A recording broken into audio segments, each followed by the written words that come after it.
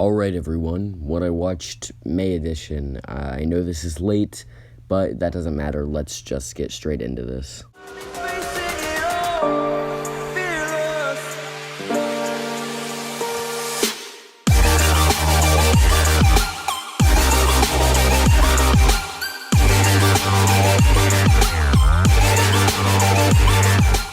First thing I watched was Paul Thomas Anderson's The Master, and wow. This movie was really, really good. I don't love it as much as There Will Be Blood, which is in probably my top 30 of all time. But Joaquin Phoenix and Philip Seymour Hoffman and Amy Adams, they all just give such stellar performances. And you'll see Paul Thomas Anderson pop back up again very, very soon. I did give this movie a 4.5 out of 5. Then I decided to go and watch Tom Clancy's Without Remorse, which was an incredibly stupid but still kind of entertaining movie, and I posted a review for it. Go check it out.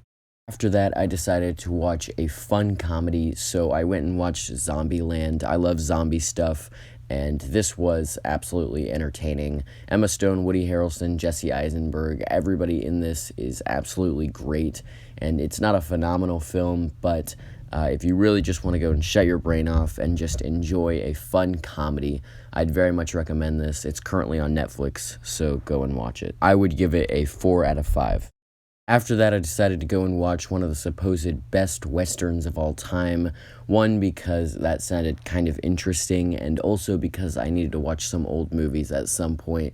And this movie was kind of disappointing, to be honest. I didn't love it as nearly as much as The Good, the Bad, and the Ugly. I still thought it was a quite solid, very well-made film, and I would give it a 3.5 out of 5. From there, I decided to go see Almost Famous, which was absolutely stellar. I did watch the 2-hour, 40-minute cut, which I wish I would have watched the shorter one, because I do think there were some very unnecessary scenes added into there. But Kate Hudson is absolutely awesome in this movie. I loved her, one of my favorite female characters of all time, probably. And the screenplay is absolutely incredible. It's a very, very good movie, and that's why I gave it a 4.5 out of 5. I decided to go kill myself out of boredom, and I watched Pride and Prejudice, which was directed by Joe Wright, which I actually watched that movie because I planned on doing a binge of all of Joe Wright's movies before The Woman in the Window, and then I only watched this one. I'd still like to see Atonement and Darkest Hour, I just haven't seen it, but Pride and Prejudice, it's not my thing at all. It was a period piece drama love story, and that did not sound very great to me even at the beginning. I thought Keira Knightley was really solid in this, and I thought the technical aspects were really, really great. But if you like period movies, go and watch it. It's only about 2 hours, but I am just not that kind of person. So yeah, 3 out of 5. Then I decided to go watch another comedy and finish one of my favorite trilogies of all time now, and that is The World's End. This movie is absolutely, completely hilarious. This movie's quite underrated. People don't talk about it as much as other movies in Edgar Wright's filmography, especially in the Cornetto trilogy like Shaun of the Dead and Hot Fuzz. This movie cemented Edgar Wright as one of my favorite directors of all time, and Nick Frost, Simon Pegg, and everyone else are just as incredible as they are in every other film in the Cornetto trilogy, which is why I gave this a 4.5 out of 5. After all the comedies, I realized it was time to do something different, and I needed to go watch the Evil Dead film, the original one directed by Sam Raimi, and it was interesting. It's very bloody and gory and weird, and there's a lot of screaming, just as there was in the Spider-Man trilogy. I'm excited to go watch the other ones, but I didn't love this one as much as I thought I would. I didn't really care about any character other than Ash. I don't know why I didn't really love it, but that's just the way it is. But like I said, very excited to see Evil Dead 2 and Army of Darkness, and this movie gets a solid 3.5 out of 5.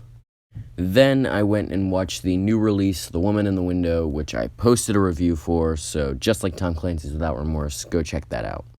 Then, in order to go make myself feel something, I watched Short Term 12, which has an incredible performance by Brie Larson, which makes me very excited to go see Room. The atmosphere is absolutely great, the script is quite well written, and everything about this movie just works quite well. It goes from happy to heartbreaking to happy to heartbreaking nonstop, and Destin Daniel Cretton had great directing in this, which makes me very intrigued to see what he does with Shang-Chi later this year. So, 4.5 out of 5.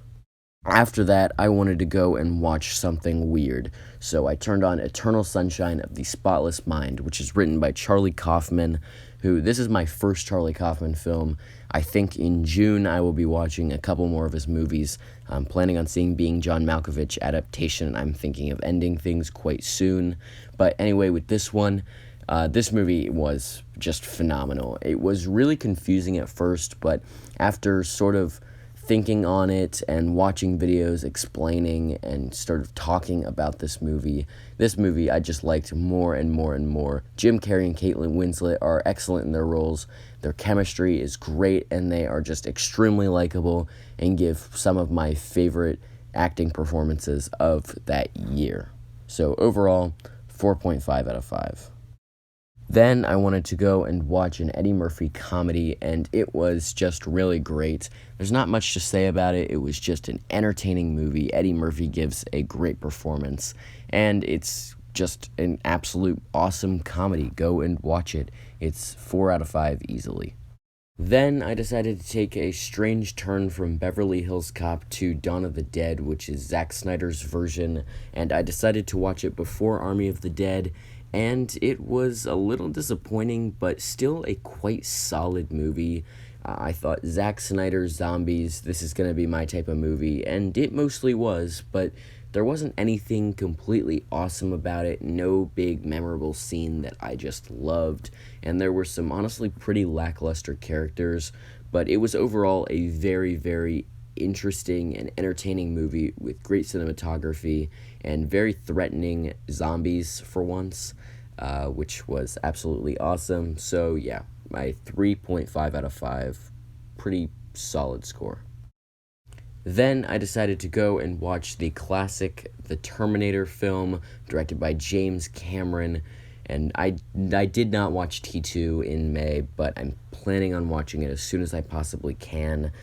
This was really, really great. There were so many iconic scenes, and it was just such an entertaining watch, and just everybody in this movie is great. I think James Cameron's directing is very much felt, and ever since seeing The Abomination and one of my least favorite movies of all time called Avatar, Titanic, Terminator, Aliens, it's all sort of warming me up to James Cameron a lot more. Which is why I am happy to give this a 4.5 out of 5.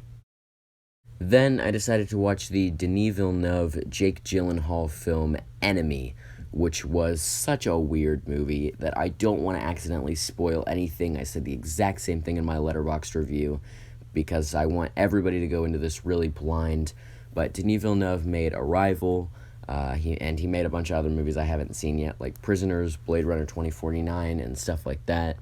I'm just going to say, go and watch it. I gave it a 4 out of 5. I'm very excited for Dune this year, and I'm also planning on watching Sicario very, very soon.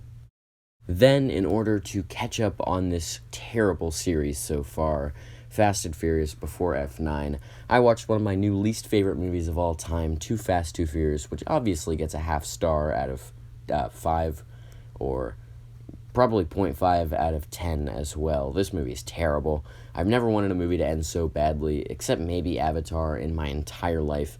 This took me a week to get through, which really sucks because all this is just putting me behind on my Fast and Furious binge because I had the ability to watch 3 and 4 in the past week, and I did not watch them at all because this movie just completely destroyed my experience, and I'm not excited to go and watch any of the other ones, but I guess I'll just get through 3 and 4 so I can finally get to Fast 5.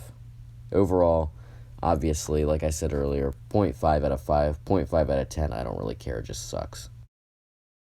Then I watched a movie that definitely didn't suck, and this movie very much edges on a 5. It's currently a 4.5 out of 5, but Shutter Island is like absolutely incredible. There's been few times when watching a movie at home. There have been quite a few, but this is one of the few that I am just so sucked into this story, and Shutter Island is absolutely incredible. I loved this movie.